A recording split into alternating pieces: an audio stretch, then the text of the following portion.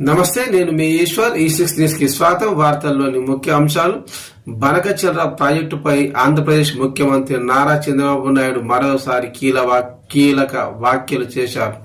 ఆయన మీడియాతో మాట్లాడుతూ గోదావరిలో పుష్కలంగా నీళ్లు ఉన్నాయి, ఏపీ తెలంగాణ రెండు వాడుకోవచ్చు, కృష్ణా నదిలో మాత్రమే నీళ్లు తక్కువ ఉన్నాయి, కొత్తగా అథారిటీ ఎలా కేటాయిస్తే అలా తీసుకుందామని చంద్రబాబు అన్నారు. కాళేశ్వరం ప్రాజెక్టు విషయంలో తాను ఏనాడు అడ్డు చెప్పలేదు. తెలంగాణ పై భాగంలో ఉన్నది, కింద ఉన్న ఏపీ నీళ్లు వాడుకుంటే తప్పేంటి అని ప్రశ్నించారు. సముద్రంలో కలిసే నీళ్లు వాడుకుంటామంటే రాద్ధాంతాలు, అభ్యంతరాలు ఎందుకని అన్నారు.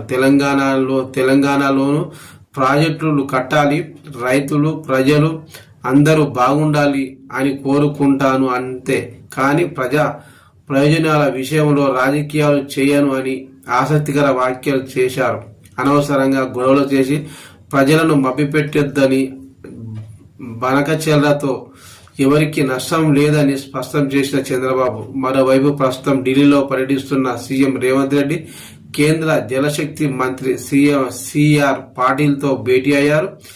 ఏపీ ప్రభుత్వం చేపడుతున్న గోదావరి బనకచెర్ల ప్రాజెక్టుపై అభ్యంతరాలు తెలిపారు. సీఎం రేవంత్ వెంట మంత్రి ఉత్తమ్ కుమార్ ఉన్నారు.